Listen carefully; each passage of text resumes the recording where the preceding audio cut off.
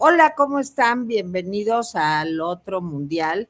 Y hoy, vaya que vamos a tener un gran programa, porque está con nosotros un queridísimo amigo, mi compadre, bueno, un comentarista deportivo con una larga trayectoria en nuestro país. Ustedes lo conocen seguro. Y además, Toño Moreno, ya desde hace algunos años, ahorita nos dices cuántos, Toño, pues es el director ejecutivo del Salón de la Fama del Fútbol. Y para mí seguirá siendo, porque lo conozco desde que era muy, muy jovencito, el bebé Moreno. Bebé Moreno, aquí estamos Jaime Guerrero y yo, muy contentos para darte la bienvenida. ¿Cómo estás? Querida Tere, qué gusto saludarte a ti, a Jaime, aquí en el Rapidín. Yo estoy muy contento de volvernos a juntar otra vez. Platicaba con Jaime antes de entrar al aire aquí en la grabación, el hecho de que también ya alguna vez platicamos. Nada más me buscan cuando hay mundial. Exacto, Toñito, soy una comadre interesada, porque además Toño es mi compadre, imagínense, Así es. de un hiper bebé que ya es un hombre hecho y derecho, muy guapo y muy lindo, que es el hijo del bebé Moreno, bebé también. Sí. Toño, ¿qué nos pasó ayer? Jaime y yo, bueno, Jaime dice que él no está apachurrado, pero la mera verdad, yo sí estoy apachurrada. Fíjate que lo vi completito. Además, tú estás narrando todos los partidos en W Radio, ¿verdad? A ver, cuéntanos eso primero. Sí, sí, Tere, fíjate que, a ver, hace 15 años, ahora, esta semana, el próximo jueves, cumplimos 15 años de la inauguración allá en Pachuca del Salón de la Fama del Fútbol, que es donde estoy realmente, esa es mi chamba, soy director del Salón de la Fama desde hace 15 años, y en su momento, cuando me fui al Salón de la Fama, dejé los medios, o sea, me hicieron despedidas y adiós y nunca más el micrófono, y hace 10 años, o sea, 5 estuve sin micrófonos, y hace 10 me invitaron de Claro Sports y de W Radio a hacer programas, y la noticia fue que hace 3, 4 meses me dijeron, oye, pues en el Mundial queremos que tú seas el que narre a la selección mexicana para W Radio, que es la que tiene los derechos, es la única estación, o sea, no hay más estación en la radio que tú puedas escuchar. Entonces he estado transmitiendo todos los partidos de la selección mexicana, bueno, en este caso hasta ayer, con Alberto Lati y con compañeros que fueron jugadores, como Oribe Peralta y algunos otros. Entonces la verdad es que han sido para mí un mes y medio de Copa del Mundo y lo que falta todavía para que termine, pues inesperado. Yo te diría que yo no narraba hace algún rato y no solamente estoy haciendo los programas, sino que me estoy poniendo a narrar una vez más como hace muchos años. Y de lo de bebé, yo te conocí, Tere, yo creo que por allá del 87, 88 a la Sí. fecha, pues sí, ya cambiamos un poquito. Pero seguimos muy guapos y muy lindos, mi querido Muy Toño bien. Moreno. Pues a ver, A Jaime. ver, yo te pregunto, a ver, tú has visto todas las elecciones desde hace muchos años, las elecciones mexicanas. Mira, yo lo que recojo de mucha gente es no nos sentimos derrotados. O sea, sí, se perdió el partido, pero no nos sentimos derrotados. ¿Cómo viste esta selección, tú, Toño, de acuerdo a tu experiencia, las selecciones mexicanas que has visto? Bueno, primero te digo que, por ejemplo, me tocó ver el Mundial del 86 para hacer una similitud con otro Mundial que fuimos anfitriones. Y yo, trabajando en aquel 86, yo nunca vi la conexión que hubo con la gente, ni siquiera entonces, con esta selección. O sea, haber estado en el estadio, se los digo, Tere, Jaime, para mí me enchinó la piel desde el primer partido, la inauguración contra Sudáfrica, desde el canto del himno nacional, metida la gente. Yo creo que mucho influye también la época de redes sociales, porque han sido las 24 horas de estar permanentemente viendo todo lo que pasa. 86 tú ibas al estadio, narrabas o lo veías como aficionado o en la tele, y terminaba el partido y esperabas en la noche el resumen de una hora, los protagonistas o el de Televisa, y ya al día siguiente comprabas un periódico, y la gente, bueno, después de los partidos sí iba al Ángel o sí festejaba, pero aquí fueron 24 por 7 cada semana hablar de fútbol y verlo, aunque no quisieras en tus redes, la canción de Juan Gabriel, o sea, todo este asunto generó, me parece, un tema colectivo, una catarsis que yo la viví en persona, ¿no? Que estar en el estadio, a mí todavía ayer, que fue el quinto partido de México, yo fui a todos, o sea, estuvo en Guadalajara también cuando jugó por allá, y yo te diría que cada partido superaba al otro. Yo dije, no, hombre, la inauguración el 11 de junio en Sudáfrica, no va a haber algo mejor. y era el segundo partido, y yo decía, no, hombre, que es Guadalajara, no saben lo que viví. Y venía el tercero aquí, no, hombre, es que ninguno como contra Chequia, y después el Ecuador. Y lo de ayer, yo te diría que fue una sensación que me dejó, está muy ambigua, porque sí es una desilusión, porque sí me ilusioné, como los aficionados, diciendo, esta selección tiene lo que otras no. En esa comparación que tú me preguntas, yo te diría que sí había una selección muy unida, no había escándalos internos, Javier Aguirre muy maduro, ya es su tercer mundial o era su tercer mundial. Entonces yo veo una selección diferente, y hablando de números y estadísticas, nunca antes en la historia, los mundiales empezaron en 1930, hace casi 100 años. Bueno, nunca antes la selección de México ganó sus 3 primeros partidos de grupo, como los ganó ahora, y sin recibir un solo gol. O sea, ganó los 3 sin recibir gol. Cuando va al cuarto contra Ecuador, resulta que, bueno, vuelve a ganar y no le hacen gol. Entonces ayer había la ilusión, no, hombre, Inglaterra o al que nos pongan. Ay, Toño, ¿y qué pasó? Porque fíjate que yo he estado escuchando a muchos comentaristas que dicen, no, es que hubo 3 errores. Esos 3 errores, esos 3 goles que de un modo o de otro metió la selección de Inglaterra, pues se hubieran podido evitar. ¿Era evitable, digamos, lo que pasó o era inevitable? Bueno, el primero que dice lo de los 3 errores es el técnico, Javier Aguirre, que tiene autocrítica.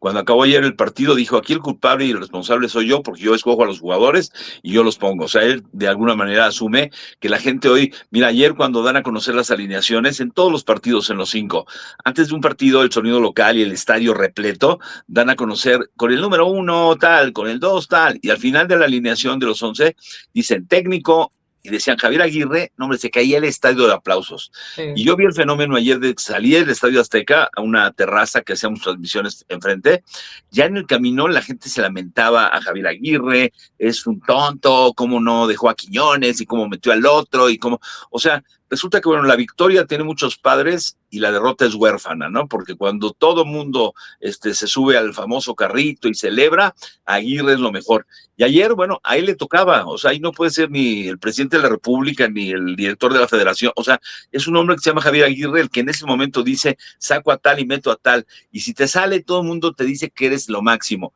y si no te sale, como ayer en el tema de los famosos cambios, pues toda la gente te va a cuestionar, pero repito, ayer el termómetro, la aguja fue de la aprobación, aplausos, yo escuché a la gente y hoy leo redes y todo, al no, hombre, es un tonto, se volvió a equivocar.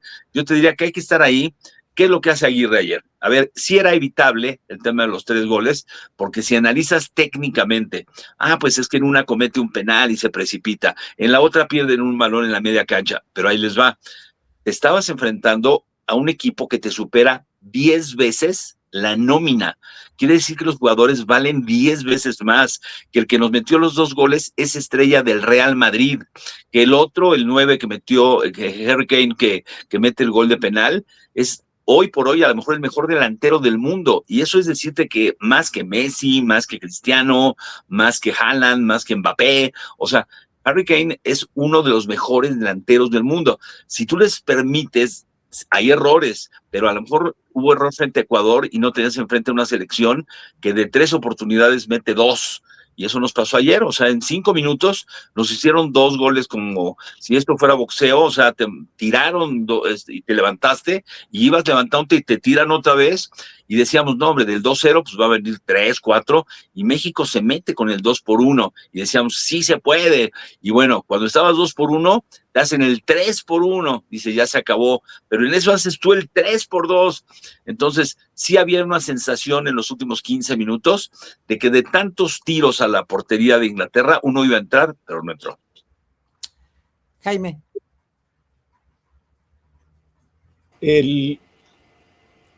Pero sea como haya sido, ¿tú sientes que el estatus de la selección nacional a nivel mundial es otro después de este mundial? Sí, totalmente.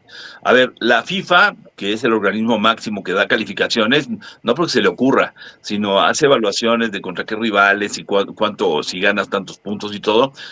La FIFA tiene más de 200 afiliados y cada mes saca una lista y dice, la mejor selección en este momento es Francia o Argentina o España o Portugal, o sea, normalmente estos 4, ¿no? Alemania, Inglaterra, o sea, esas son las potencias del fútbol. y nos tiene en 9º lugar. Pues terminó reflejado, porque si México hubiera ganado anoche, hubiera avanzado a los cuartos de final, quiere decir cuando solo quedan ya 8. El Mundial empezó con 48 y luego se depuró, y así vas avanzando hasta la final, y México se quedó en los 16avos, o sea, en octavos, perdón, porque ahora ya cambió también con el tema de las cantidades. Entonces, al quedarte en octavos, eres de los mejores 16. Si hubiéramos ganado, llegábamos entre los mejores 8, pero no ganamos, lo cual quiere decir que el 9º lugar en que nos pone el ranking, pues sí refleja lo que es. Oye, Toño, hablan mucho de que realmente para Inglaterra también fue un partido muy difícil. Digo, yo los vi cuando salieron los dos equipos y de veras se oía muy impresionante cómo apoyaban a la selección nacional y cómo los ingleses, digo, hasta te quiero decir que en algún momento me dieron cosita, o sea, como que dije, híjole, pobres, la adversidad sí estaba muy cañona, ¿no? Pero lograron sobreponerse. ¿Cómo fue eso? A ver, varias cosas. Número 1, estos jugadores están acostumbrados a jugar, si es con el Real Madrid, contra el Barcelona o contra el Bayern Múnich o sea, los ambientes hostiles a un futbolista ya de esta categoría, pues uno se puede impresionar, ¿no? Llegar al Estadio Azteca lleno, por supuesto que es un factor muy, muy importante que tenía México, pero yo te diría que son jugadores, no nada más estos de Inglaterra, igual a lo mejor los alemanes, los argentinos, los franceses, los españoles, o sea, acostumbrados a la hostilidad. En México pensamos que la hostilidad es molestarlos en el hotel, como con los ecuatorianos, y que no se duerman y todo. Que esa me tocó a mí en los 90s, nos la hacían a nosotros en Centroamérica. Cuando íbamos a Honduras o El Salvador en las eliminatorias de los 90s, efectivamente, llevaban serenata a los aficionados porque no dejaban dormir y hacían pasar mal la noche previa a los jugadores, y cuando llegaban al estadio los abucheaban, y empezaban ahí una serie de situaciones en el sonido local como para intimidar. Y yo me acuerdo que también años después había jugadores, no sé, como Jorge Campos, Cuauhtémoc Blanco, otros más mañosones, que salían antes que los compañeros a la cancha para que toda la gente se les fuera a ellos, y ya que la gente se había cansado de insultar y todo, ya salían los demás, que a lo mejor no estaban tan acostumbrados a esa presión. Pero los ingleses que tuviste salir ayer del vestidor con esa cara, sí seguramente dieron un estadio lleno y dijeron, oye, que está impresionante, los abucheos, créemelo, para ellos son algo común, pero sí o sea, estando en el estadio, yo pocas veces he visto los decibeles, aparte en el Estadio Azteca lo ponen ahí, el tema de los decibeles de cuando el himno nacional, cuando salen, cuando los abucheos, cuando empezaba a tocar la Inglaterra en los primeros minutos, todo era ¡wow! Pero dices, tu nombre con estos, a ver, estos jugadores tuvieron, repito, 2 oportunidades entre minuto 36 y 38 y nos hacen 2 goles rapidísimo porque son mejores. O sea, tú puedes en el mano a mano decir, a ver, portero contra portero, con todo respeto para el Tala, que es un muy buen portero mexicano.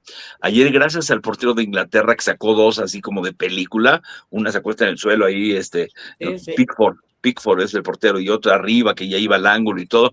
O sea, son cuates que sinceramente valen lo que cuestan, porque estoy hablando que es un futbolista mexicano caro, cuesta 15 o 20 millones de euros, eso cuesta un futbolista mexicano bueno. Estos son de 70 para arriba. Ok. Jaime. Pero bueno, otra cosa que yo tengo curiosidad es, ¿cómo? Ya sé que no has estado en Canadá, porque a menos que te sepas multiplicar y estar en todos lados, ¿cómo sientes el Mundial en México en comparación con Canadá y Estados Unidos? De lo que tú has oído, de lo que sabes. Nada que ver. Nada que ver. O sea, yo entiendo que en Estados Unidos ha crecido muchísimo la popularidad del fútbol, sobre todo en los últimos, a lo mejor 30, 40 años a la fecha, cuando hicieron el Mundial 94, que además se llevaron a Bora, que Bora era técnico de México en el 86, de Costa Rica en el 90, y se lo llevan en el 94. En Estados Unidos siempre decíamos que había 3 deportes, ¿sí? Todo era el fútbol americano, el béisbol y el básquetbol. O sea, cuando hay temporada de la NBA del básquet o del béisbol o por supuesto la NFL, el fútbol americano, los norteamericanos, los estadounidenses, o sea, esos son sus deportes. Entonces cuando nos tocaba en fútbol decir, vamos contra Estados Unidos y ya no se hable de Canadá, decías, estos son inocentes, hombre, estos no le entienden al fútbol. Pero se metieron, como fueron organizadores en el 94, al tema de hacer una liga. Ahí no había una liga realmente que compitiera. Y así como en los 70s intentaron y luego se les vino abajo y llevaron a Pelé al Cosmos de Nueva York y a Beckenbauer también y a Johan Cruyff, a los que eran las grandes figuras ya en retiro, se los llevaron a cantidades multimillonarias para ver si levantaban el soccer y no pudieron. Entonces suponíamos que Estados Unidos nunca iba a aprender el fútbol. Ya aprendió. Tienen una liga, la MLS, que para no dar muchos datos, pero bueno, tienen a Messi, o sea, Messi juega en Miami, así como otros jugadores ya también en su última etapa van para allá. Yo les diría que eso ha provocado que la gente ya sí le guste el fútbol, sí le entienda el fútbol, y su selección incluso ha avanzado más que nosotros en fútbol y Copas del Mundo. De hecho, Estados Unidos nos eliminó cuando Javier Aguirre era técnico en el 2002, el Mundial de Corea-Japón. Estados Unidos nos ganó el quinto partido, o sea, y dábamos por hecho, no, hombre, les vamos a ganar.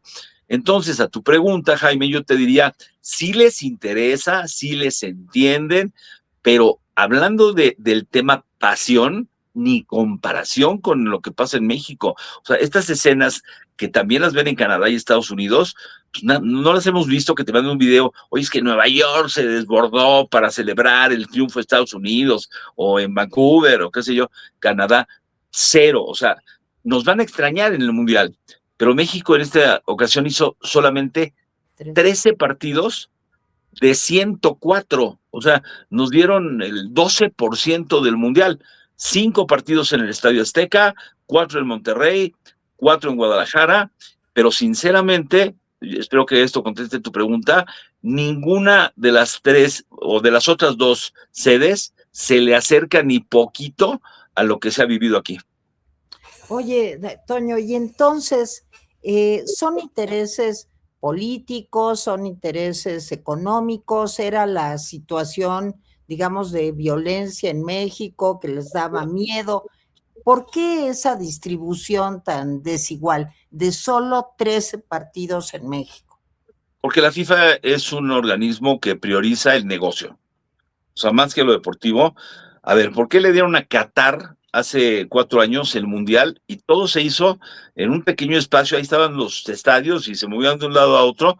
¿Y por qué el próximo Mundial, el que viene en el 2030, va a ser en Arabia Saudí, va a ser en 3 países de Europa y 3 de Sudamérica? O sea, ya Infantino creció, antes eran 24 países en un Mundial, luego subió a 32, ahora lo subió a 48.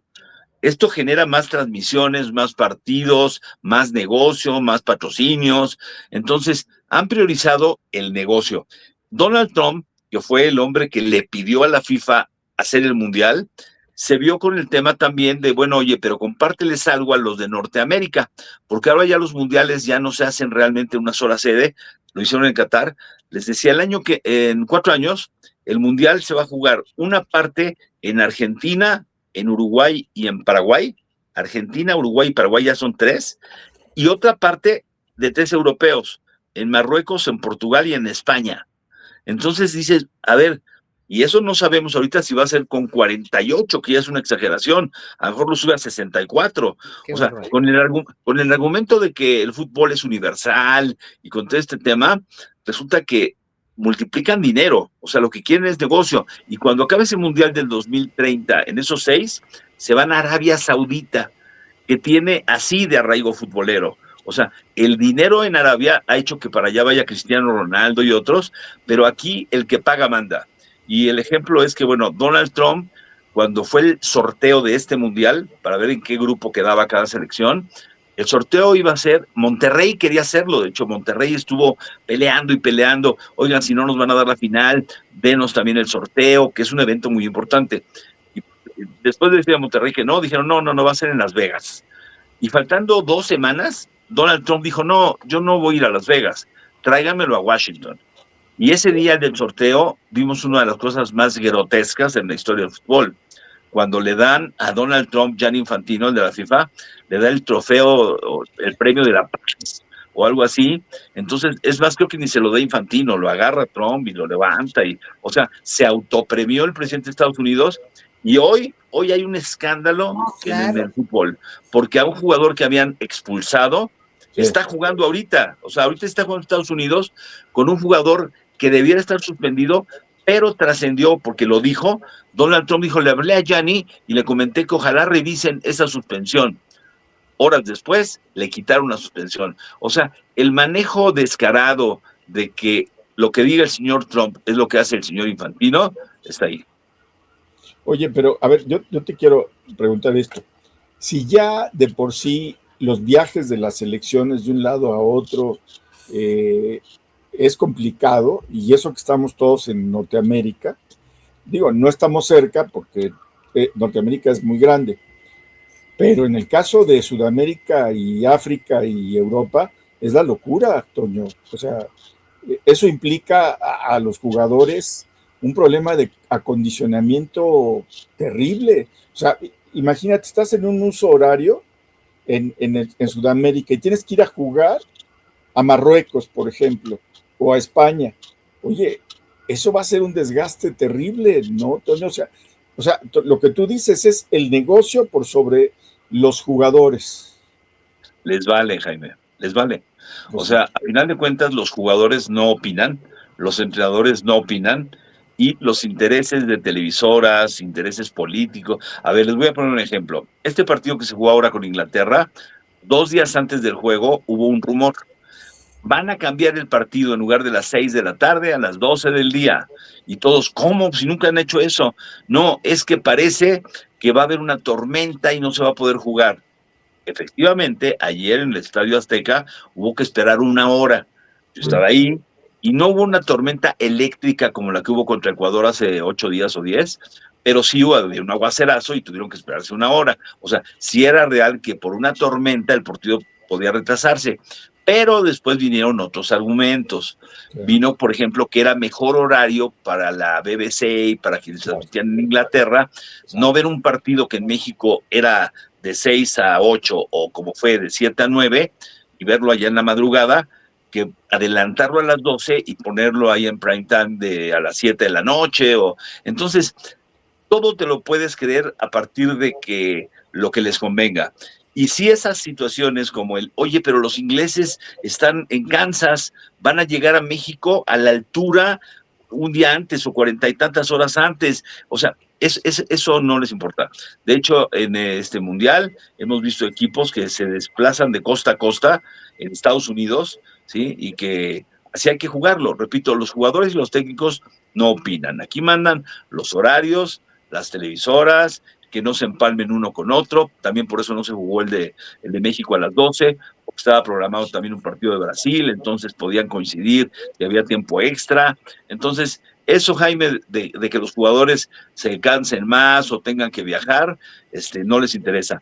Por eso también había una ventaja de México, porque mientras los ingleses se dan cuenta que jugaron en 3 ciudades diferentes de Estados Unidos y estaban en Kansas y tuvieron que venir a México, resulta que México nunca salió realmente de México. O sea, la selección mexicana, por eso decíamos, sí puede ganar, hoy están súper descansados. Los jugadores de México tenían casi 8 o 9 semanas durmiendo ahí por el Ajusco, se llama el CAR, el Centro de Alto Rendimiento, en donde ahí dormían cada quien en su camita, sus cosas personales, o sea, y el único viaje, entre comillas, fue ir a Guadalajara a un partido y regresar.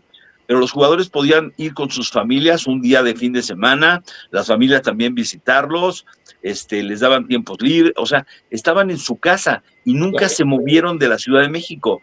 Y el caso es que, bueno, los otros sí.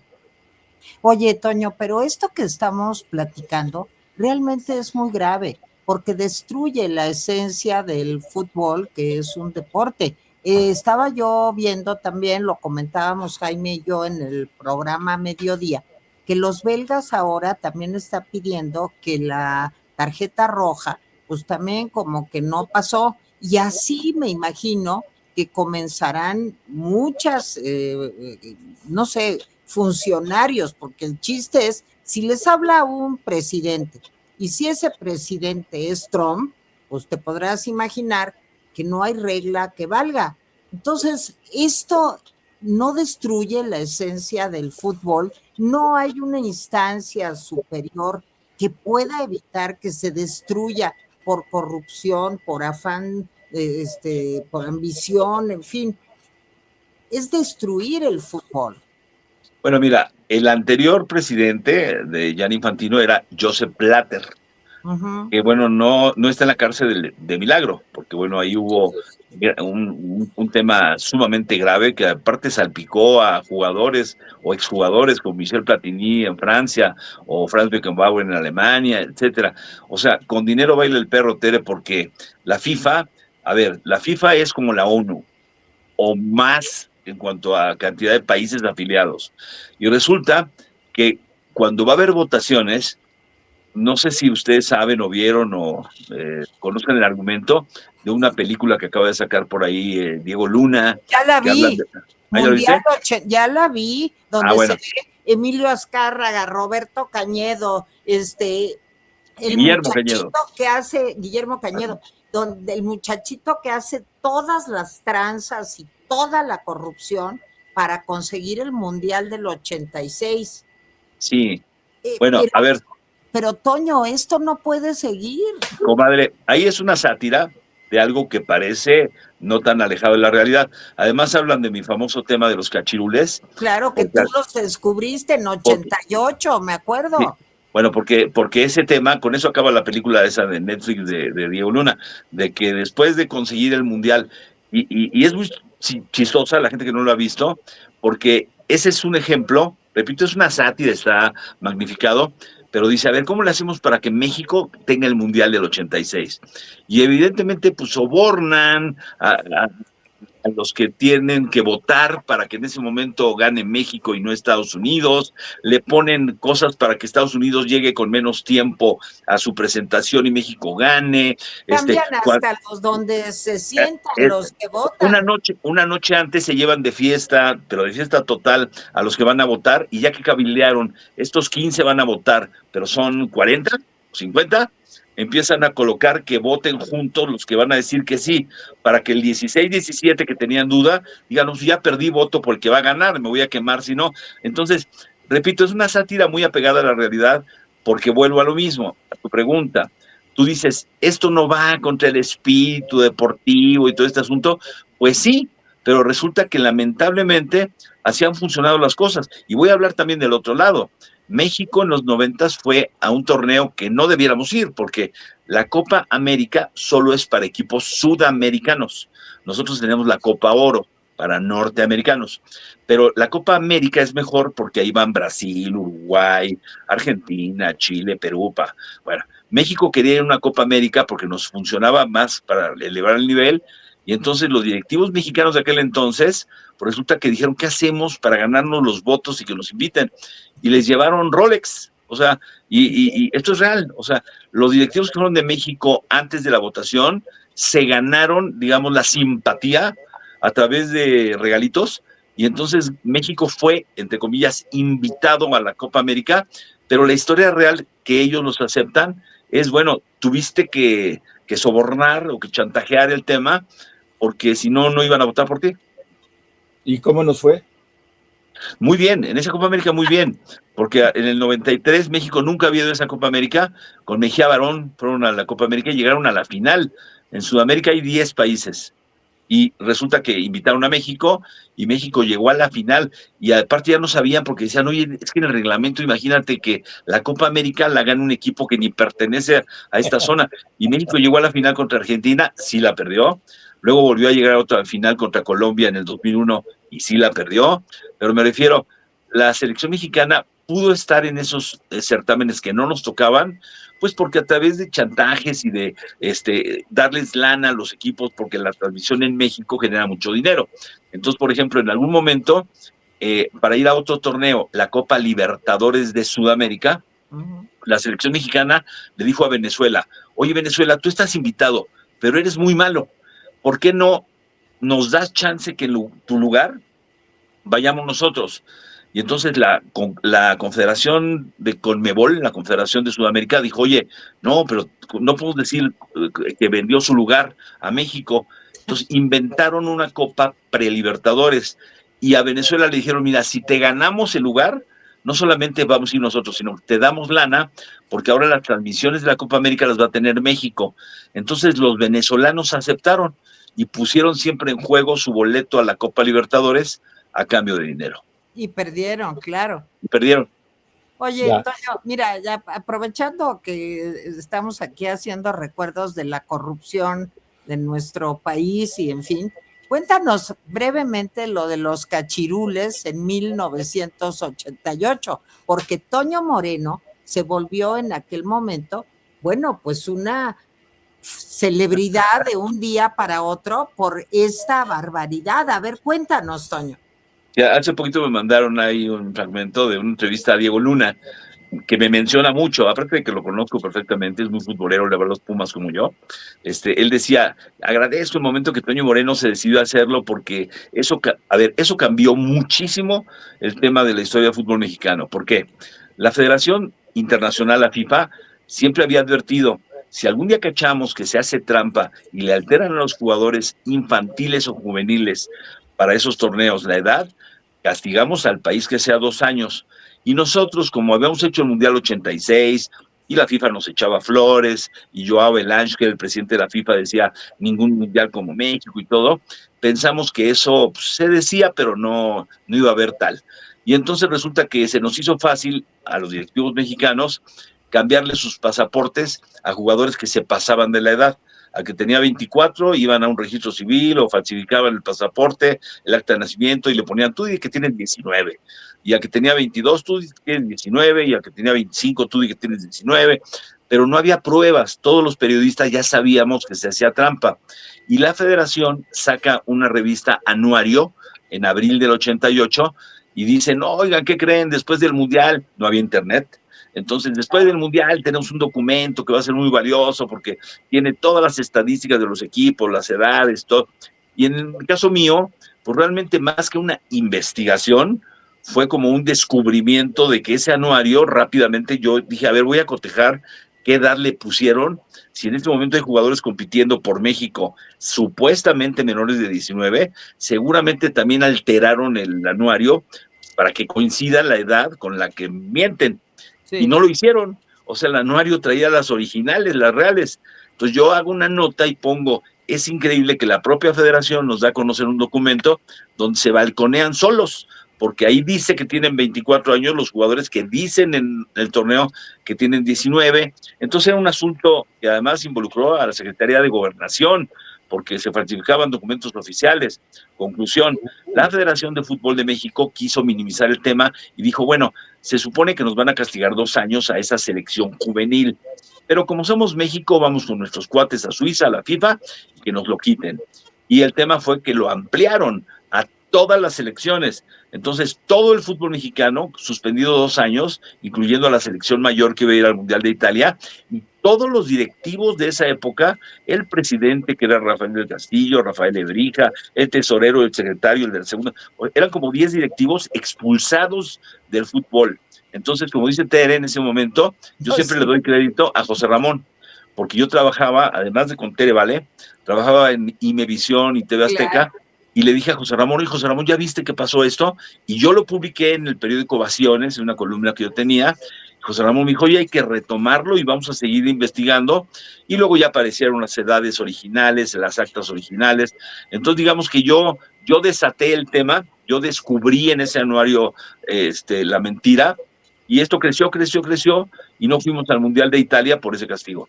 Bueno, Toño, ¿y por qué ahorita no haces algo así para esto del Infantino? Pues, ¿cómo es que le quita la tarjeta roja a este señor que ahí está jugando? ¿Qué pasó, Toño? ¿Qué hacemos? Porque ahí no hay que descubrir nada. O sea, vaya, sí. Y eso vino de la FIFA, de la misma FIFA. Tú podrías tener el celular de Infantino y el celular o el WhatsApp de que quieras de Infantino y de Donald Trump, y finalmente la sugerencia de Trump hizo efecto en Infantino. A ver, yo te voy a decir una cosa, del presidente de Estados Unidos tú puedes esperar lo que quieras.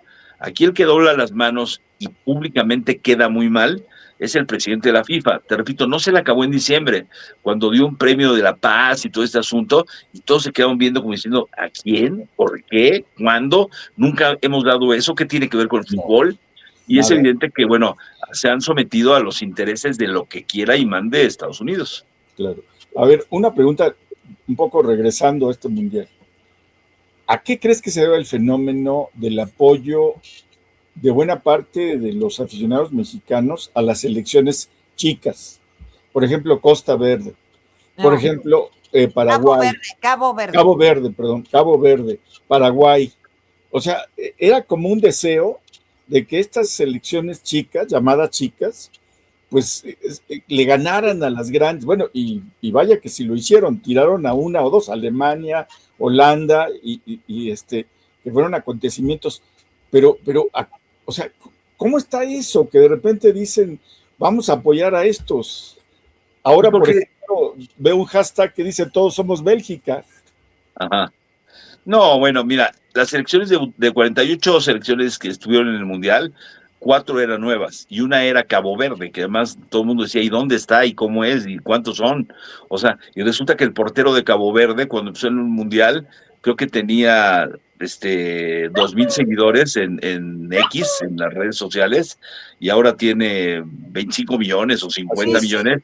Así es. ¿Sí? ¿Por qué? Porque era así como, oye, pobrecitos, mira qué ternura, vienen, los van a golear todos los partidos. Y empezaron a salir respondones y al final efectivamente cuando terminan jugando contra Argentina de Messi, que calculabas tú, no hombre, los van a despedazar, resulta que dan una sorpresa y a punto estuvieron de echar a Argentina. Los mismos argentinos estaban asombrados, los del público les aplaudió, se convirtieron sí en la víctima, pero yo te diría que al final más bien en héroes, porque sabiendo lo que viven ellos detrás de, que no tienen ni de chico, vaya, un jugador de Argentina gana más que todos juntos, sí, claro, los de Cabo Verde. Y entonces, bueno, el irte con el débil me parece que en ocasiones cuando dices, oye, David y Goliat, ¿no? O sea, ¿cómo es posible que este chiquito le pueda pegar al grandote? Entonces, yo creo que este es un sentimiento que se nos da en muchos lugares, el de repente, mira, yo soy de los que incluso cuando veo un partido y le voy, digamos, al que por lógica tiene que ganar, pero cuando veo al chiquito sin expectativa, que dices, bueno, ya con haber venido al Mundial ya debe estar conforme, y de repente lo ves dándole baile en el fútbol, tocándole el balón o haciéndole goles a un grande, como dices tú, uno se pone y dices, híjole, la verdad se merecen avanzar, y qué bueno que haya sorpresas en los mundiales, a veces nosotros hemos sido la sorpresa, el chiquito que le pega al grande. Una vez le pegamos a Alemania, en Rusia, le ganamos con gol del Chucky Lozano, y para el mundo éramos el chiquito, y todo el mundo decía, oye, qué bueno que México le ganó al campeón del mundo, Alemania y todo. O sea, ese papel de víctima a veces juega y mucho en los mundiales. Oye, Toño, a ver, se nos va a ir acabando el tiempo, pero te quiero preguntar, ¿qué va a pasar con Javier Aguirre? A mí ayer me pareció la conferencia de prensa que dio después del partido, y te digo, a mí casi me da un infarto, yo ya no quería ver, me tapaba los ojos, gritaba, sudaba, creo que me subió la presión, en fin, pero después vi a un Javier Aguirre triste, desde luego que triste, pero un señor, ¿me entiendes? Muy entero. Muy entero y dando además, como tú dijiste hace un momento, como responsabilizándose del problema, pero al mismo tiempo pues me dio tristeza.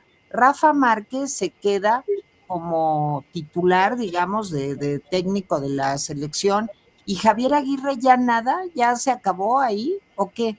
No, los técnicos nunca se retiran, Tere, porque los técnicos puede llegarles una oferta y actualmente, bueno, el dinero está de por medio y nunca digas nunca. O sea, los técnicos cuando pueden decir, yo ya hasta aquí, bueno, Aguirre mismo hace 2 años, el técnico de la selección de México era el Jimmy Lozano, un muchacho, pues que sí fue medallista de olímpico y lo que quieras, pero que ni de chiste tiene la experiencia de Javier, y cuando se empezó a tambalear lo de Jimmy, decíamos, este argentino, no, mejor aquel brasileño, no, y entonces alguien dijo, que fue el presidente de la federación en ese momento, el comisionario Juan Carlos Rodríguez, dijo, oye, el mejor técnico que tiene México en la historia es Aguirre, ya fue a 2 mundiales, ha dirigido en Japón, ha dirigido en España, y entonces, pues como bombero, es la tercera vez que llega Javier Aguirre a la selección.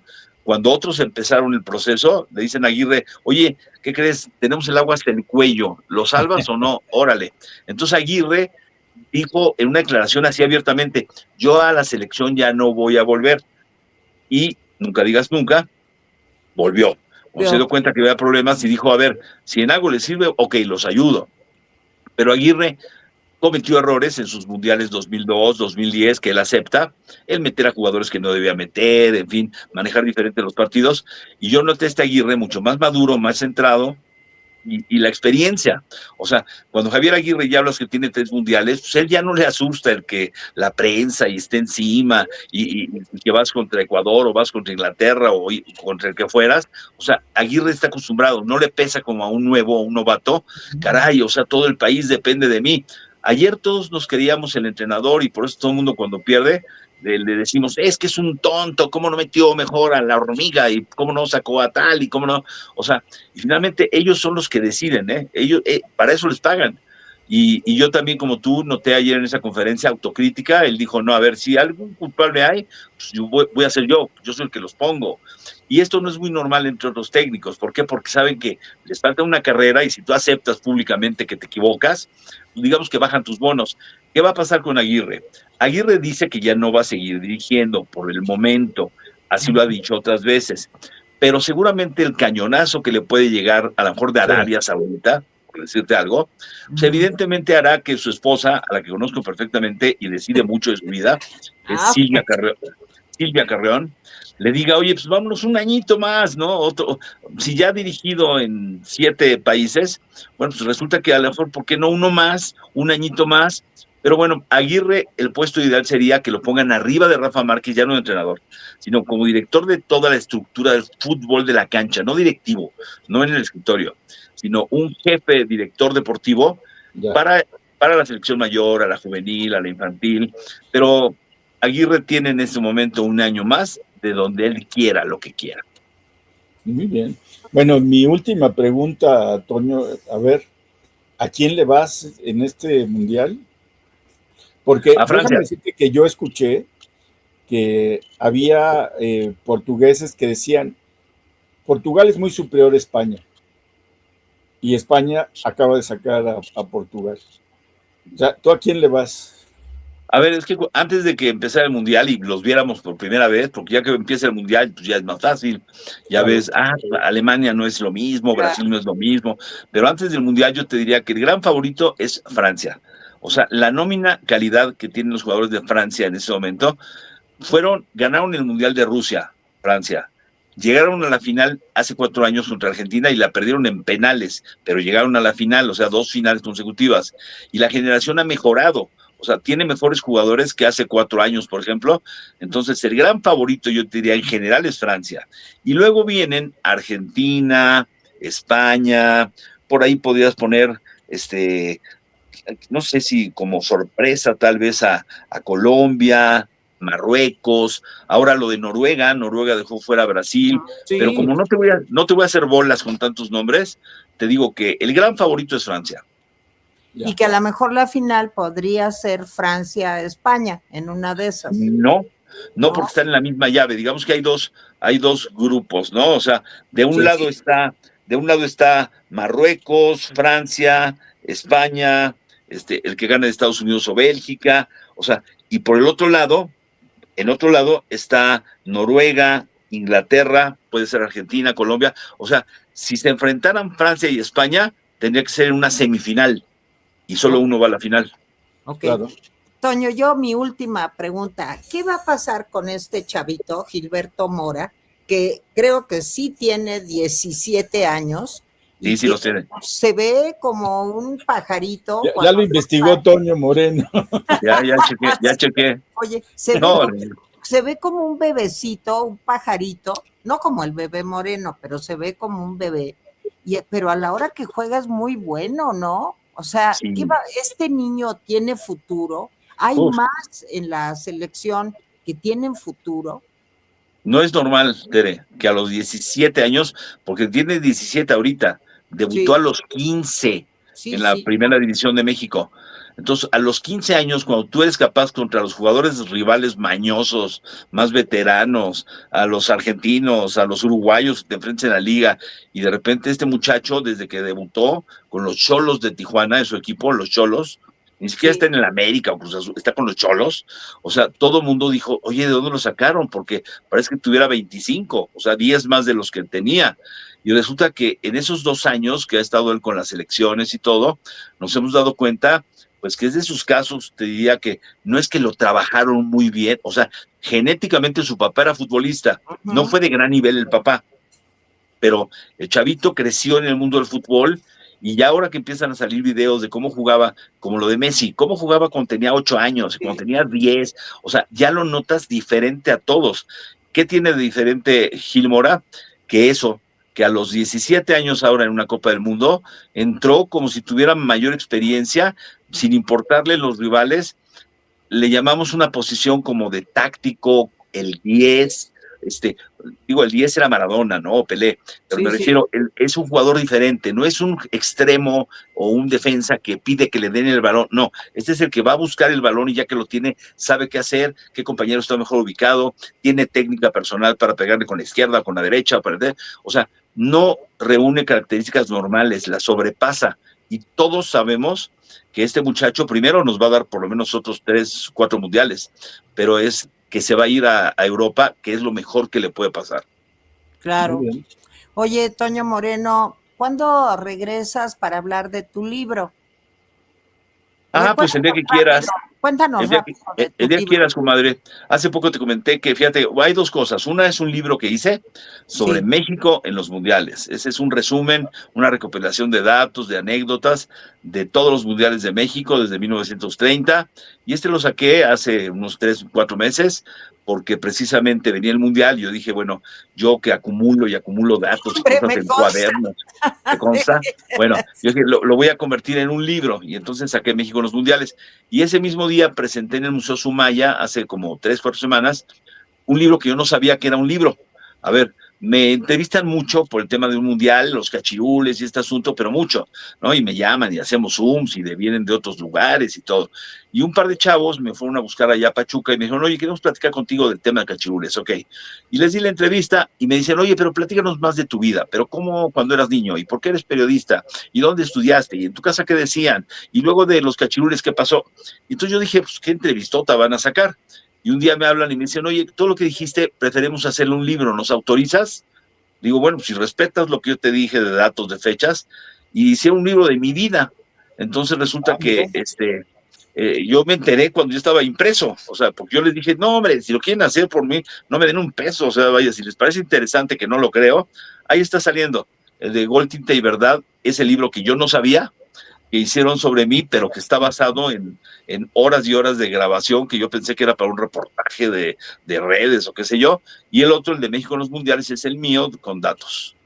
Más merecido, Toño Moreno. Muy bien. Y entonces te voy a estar fastidiando ya que acabe todo este relajo, que claro. En México, pues ya se acabó, para que vengas pronto con nosotros, mi querido compadre Antonio Moreno, mi querido bebé Moreno y el gran comentarista deportivo Antonio Moreno. 100%, comadre. Comadre, besos a la comadre. Las Silvias son tremendas, ¿no? No sé. Porque estabas diciendo que la esposa de Javier Aguirre se llama Silvia también. Silvia Carreón es ella y Silvia Jiménez la mía. Exacto. Bueno, pues muchas gracias, Toño, Jaime. Sí, gracias, Toño, de veras siempre es un placer platicar contigo. Gracias. Es un placer. Gracias, Antonio Moreno. Gracias a ustedes, Italia, que estuvo en los controles. Y nos vemos aquí en otro mundial la semana que viene. Gracias, Toño. Muy bien. Hasta luego. Gracias.